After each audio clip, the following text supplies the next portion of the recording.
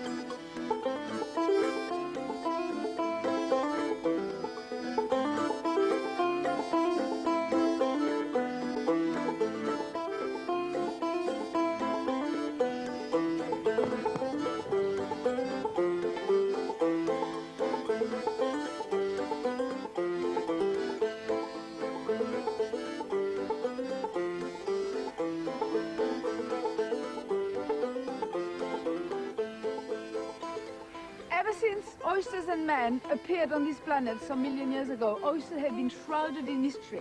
But here today in Marennes, in France's capital of oysters, we can explain it all. If you ever wondered why oysters are so expensive, there's a good reason. These oyster parks at Marennes provide unique conditions for the fragile creatures. These oysters have been suspended in the tidal waters of the Gulf of Oléron so that they are uncovered much of the day. After a minimum of 3 years, they're transferred to shallow basins to continue their affinage. The word affinage has no direct translation. It means taking a raw product and refining it to improve its quality, like maturing cheese in caves. So oysters are expensive because they've been through a lot of affinage.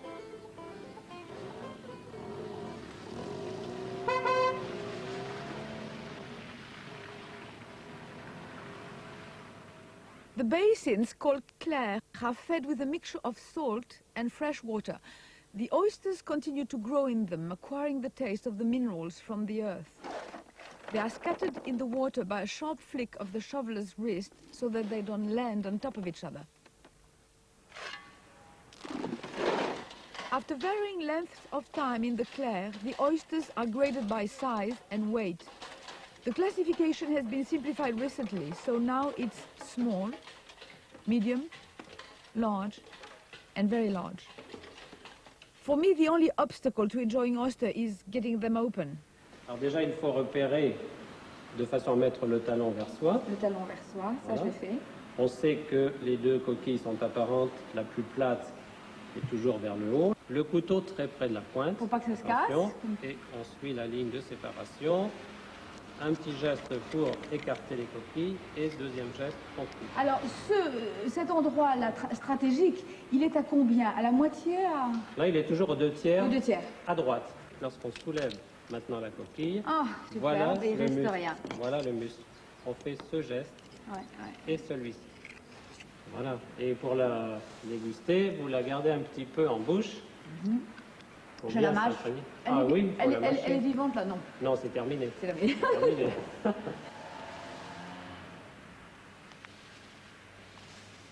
Délicieux. Avez-vous observé des mutations étranges, des métamorphoses très fortes après 2 douzaines d'huîtres crues? Est-ce que les huîtres ont un vrai pouvoir aphrodisiaque ou est-ce que c'est une vue de l'esprit? Bon, c'est vrai que c'est une ambiance de manger des huîtres, c'est toujours agréable, c'est un plaisir partagé, d'où la légende d'être aphrodisiaque. Mais également, techniquement, on peut expliquer ce phénomène. Oui. Parce que l'huître contient beaucoup de glycogène, qui est une substance contenue déjà dans le corps humain. Donc, scientifiquement, on peut dire, c'est vrai, les huîtres sont aphrodisiaques, la vie est à nous. Oui, c'est scientifique, on peut le prouver. Voilà, le monde est à nous, c'est parfait.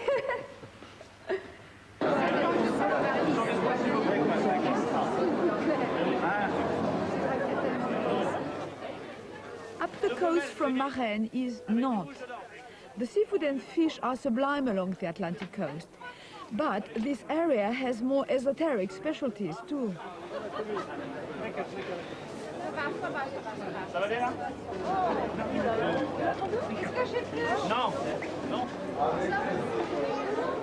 The area around Nantes is one of the market gardens of France, known especially for its vegetables.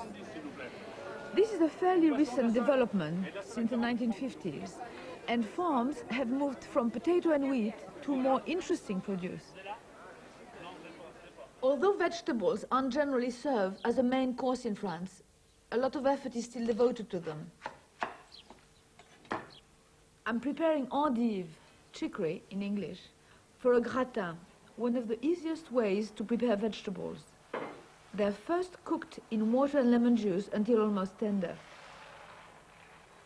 Whether it's prepared with meat, or fish, or vegetable, or rice, whether it's seasoned with tomato sauce, or bechamel, or plain olive oil or cream, a gratin is mostly defined by its crust, which should be a thick layer of grated cheese or breadcrumbs, and it is baked to crisp.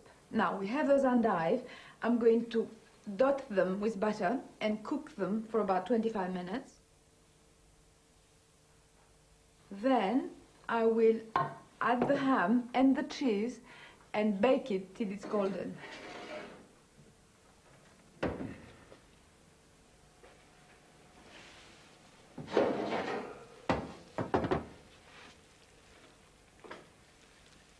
This is cooked ham, which I'm sprinkling over.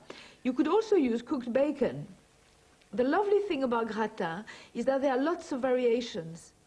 For instance, I use this gratin method with fennel, leeks, or celery. Gruyere cheese is the best kind to use for this dish, as it melts easily and doesn't overpower the taste of the vegetables. Another 5 minutes at 220 degrees centigrade, and the dish is ready. I often serve endive gratinées for lunch with just a tossed salad and a glass of white wine.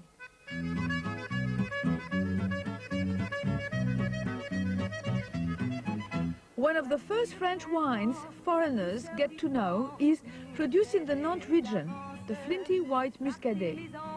There's a long tradition of enjoying Muscadet on Sundays.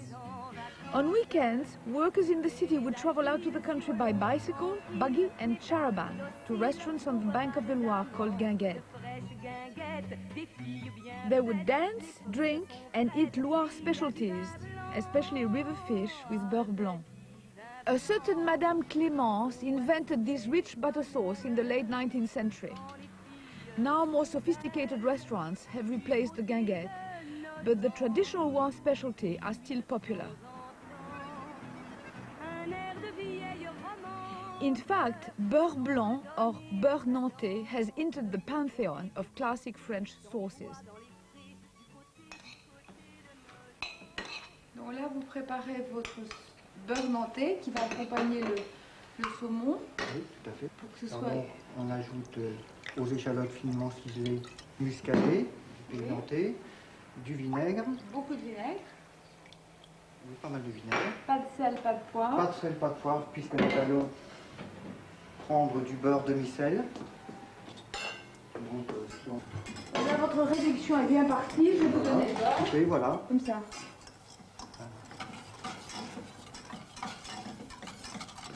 La technique consiste à incorporer un beurre froid dans une réduction chaude.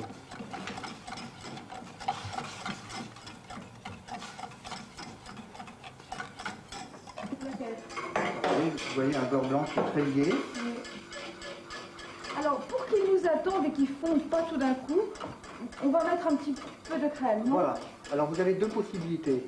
Ou vous mettez un petit peu de jus de cuisson, de poisson. Oui. Si vous faites votre poisson, votre saumon au courbouillon, vous mettez un petit peu de fumée. Oui. Ou alors, si vous faites, comme nous allons le faire, le saumon à la poêle, Tefal, vous mettez un petit peu de crème. C'est ça.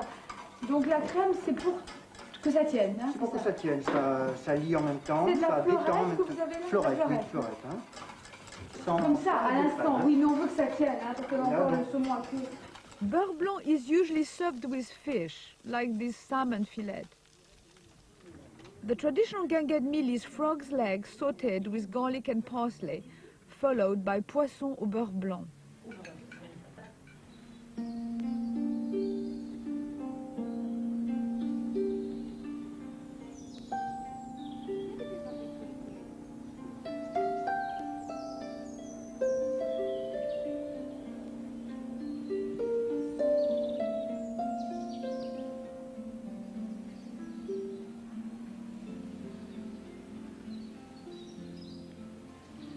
Monsieur d'Amour is a fine fisherman. He knows those marshes intimately. He knows those canals and those trees. But there's one passion that I can't share with him. Qu'est-ce qu'on pêche ici dans les canals, dans les canaux? Du brochet, oui. du cendre, de la carpe, de la tanche. Des petites choses? Des petites choses telles que des gardons, des ablettes, moujons.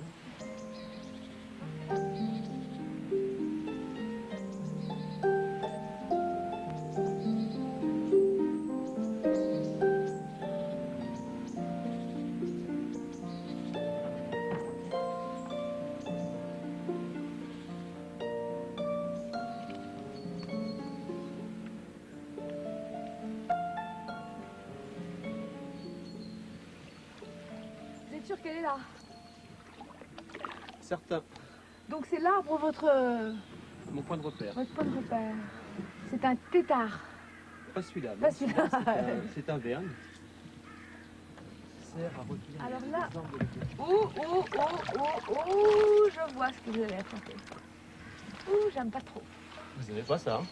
Ce sont des anguilles. Les anguilles. Alors dites-moi tout, les anguilles, ça couple avec les serpents. Est-ce que c'est vrai? Pas du tout, Pas du tout. complètement faux, c'est une légende ça. Alors celles-ci sont pas très grosses, hein? Non, elles sont à peine assez grosses pour être...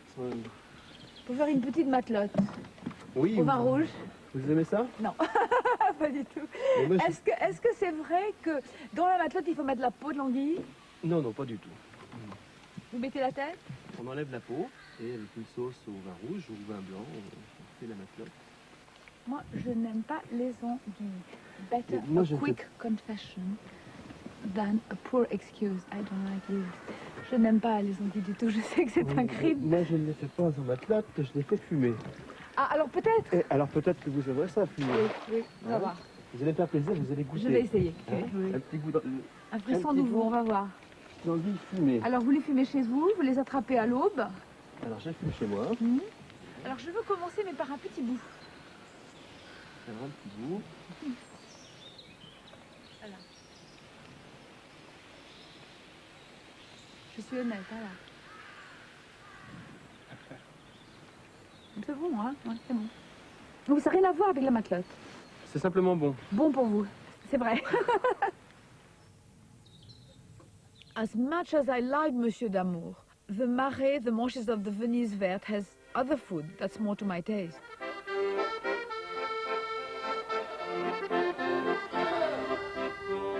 On the Gardot family farm, goats are the province of Madame Gardot. The neighboring Vendée and Poitou-Charentes regions, which straddle the marshes, produce excellent goat's cheese.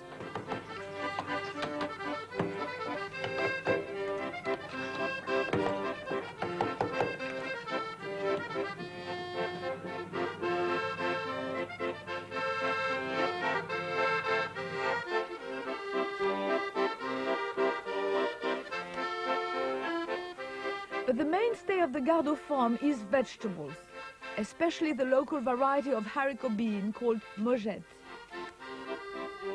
During the Mogette harvest, farmers seem to live on nothing but these pulses. Madame Gardot is making lunch for the family, stewed Mogette with ham. She starts by melting fat, she's using margarine, and lightly sautéing chopped shallots.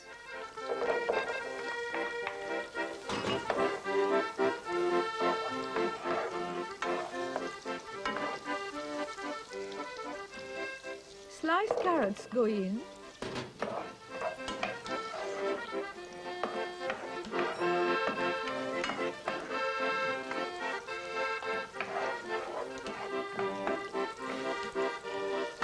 And then the beans. At this time of year, the Mogette are still fresh and don't need soaking before cooking. You could substitute any similar bean in this dish, making sure that if you use dry beans, you boil them beforehand.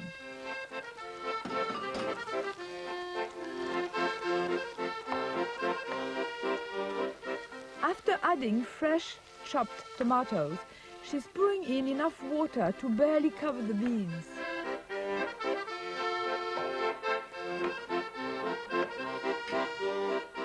Fresh thyme and a bay leaf.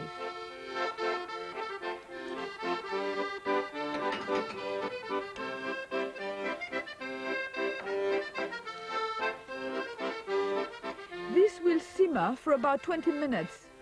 The beans and tomato will turn into a luscious stew.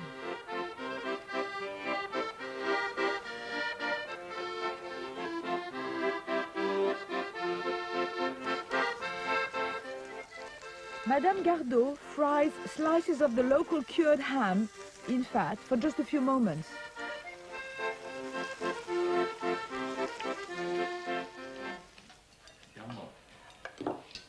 Ham and beans, Mojette and jambon for a working farm lunch. And here is another example of the so-called peasant cooking, which has become a French classic. Every region of France seems to have the very best and the very definitive version of chou farci, stuffed cabbage.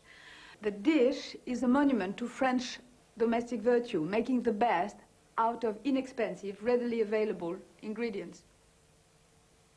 I am putting boiled cabbage leaves, and I'm going to line this bowl. It will hold the cabbage and its filling together as they cook. One Savoy cabbage will feed a good 6 people.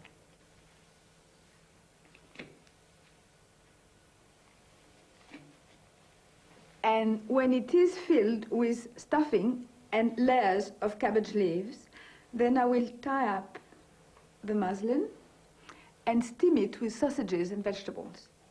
The stuffing ingredients are beaten eggs, cooked onion, bacon and rice, diced ham, minced garlic, coriander, salt and pepper to flavor, and lots of my favorite chopped parsley.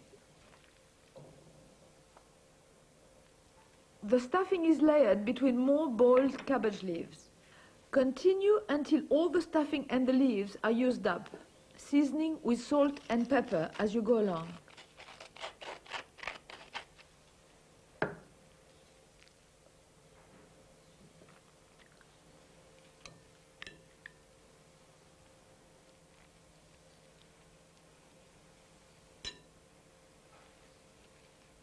Reserve 2 or 3 large leaves for the final covering.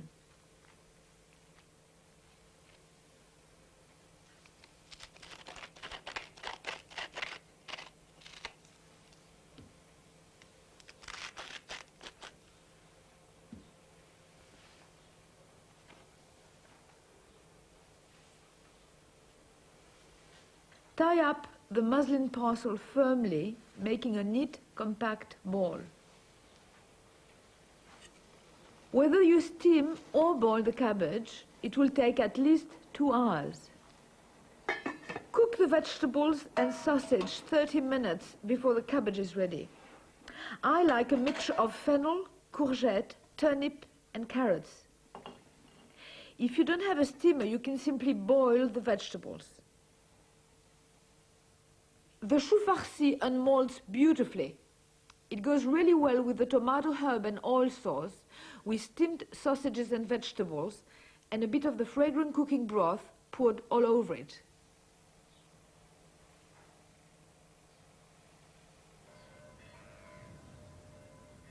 The island of Noirmoutier, off the Vendée coast, produces one of the great unsung ingredients of the French kitchen. Michel Gallois was so enamored of the ingredient that he gave up his career as a teacher to devote himself to it.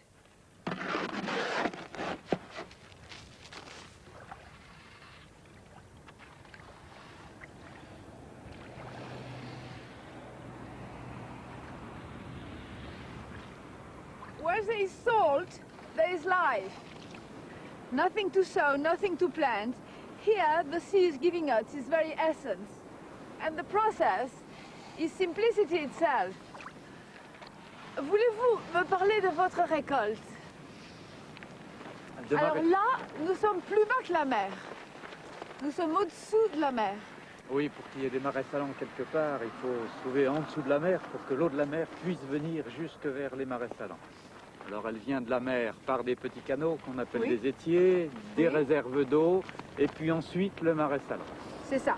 Alors le marais, non, ce qu'on a là devant nous, c'est le bassin de récolte du marais salant qu'on appelle un œillet.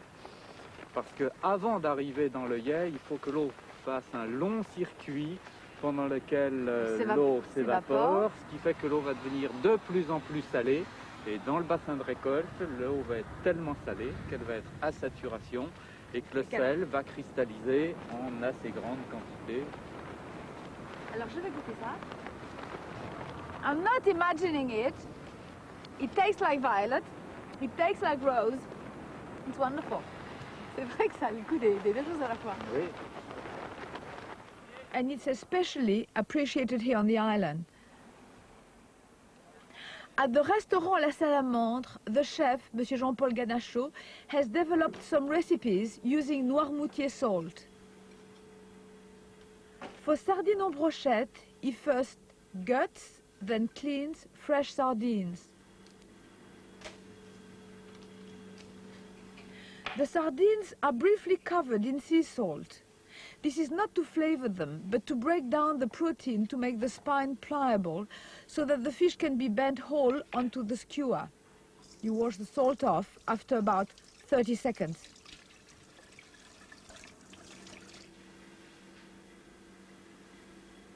The sardines are skewered alternately with chunks of pepper and pieces of onion.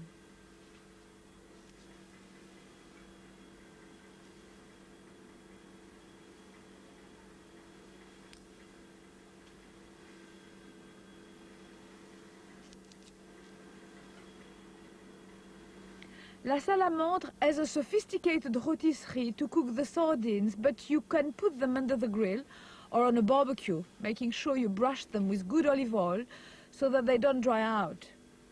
Monsieur Ganachot has also made his own flavoring of dried thyme mixed with fleur de sel, the delicate top layer of sea salt.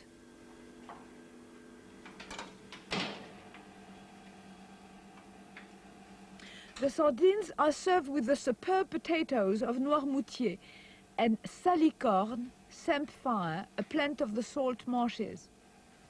Sardines en brochette.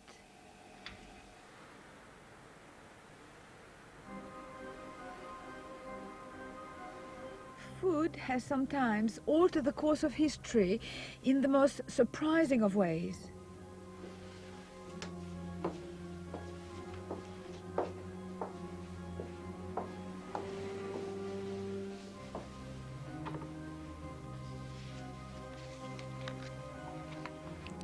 In 1603, when the plague was raging outside this house, I would have been dead without this.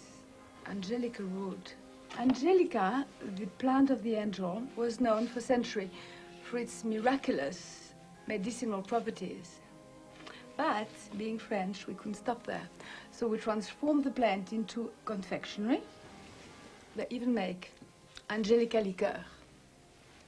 And here in Niort, it's a fetish. A whole shop devoted to the celebration of Angelica, Angelicado. If you thought Angelica was just used to decorate trifle, here in the town of Niort, it's become the inspiration for culinary sculpture. The Angelica stalks have been macerated in thick sugar syrup until they are completely impregnated. They are now ready to be transformed into works of art.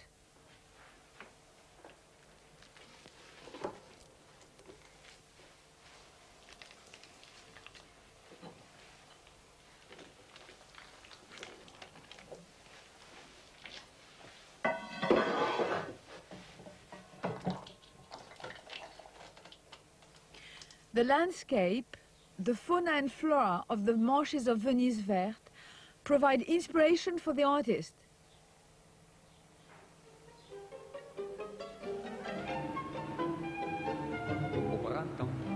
Au printemps, et mon cœur et ton cœur sont repeint au vin blanc au printemps. I am truly addicted to seafood, and the port of La Rochelle has completely seduced me. This is the place for the definitive assiette de fruits de mer, a seafood platter.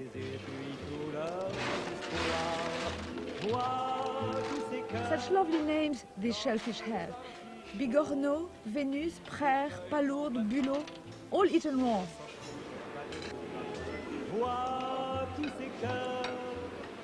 And the magnificent crustaceans, langoustes and langoustines, crabs and écrevisses. printemps, au printemps. Et mon cœur et ton cœur sont repeint au vin blanc au printemps, au printemps. Les amants vont prier Notre-Dame du bon temps au printemps. Pour une fleur, un sourire, un serment, pour l'ombre d'un regard en riant. Tout Paris se changera en baiser, parfois même en grand soir. What a marvelous sight! A restaurant full of people abandoning themselves to the most sensuous of food. C'est pas dur même avec un doigt.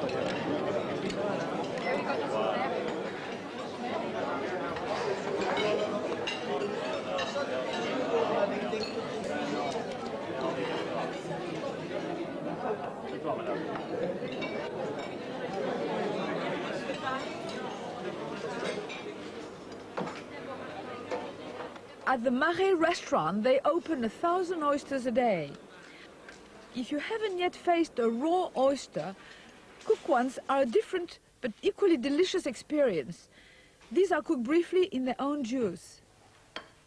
The sauce consists of sautéed shallots and chives, chopped parsley, crème fraîche, that's the slightly sour French cream that's available here, a bit of salt, the liquid from the cooked oysters which has been drained off, and lemon juice.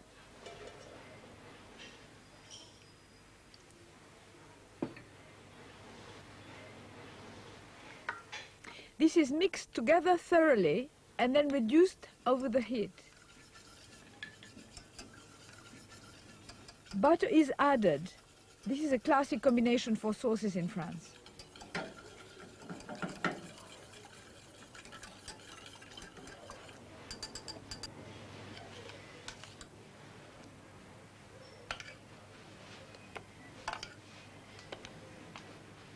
The cooked oysters are sitting on a bed of steam leek slices and chives.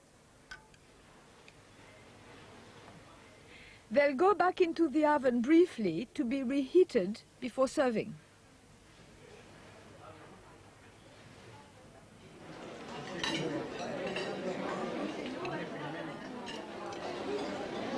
As for the magical love power of the oyster, and whether a dozen or two of raw oyster can turn a timid soul into a turret Casanova or a passionate Mata Hari, I don't know.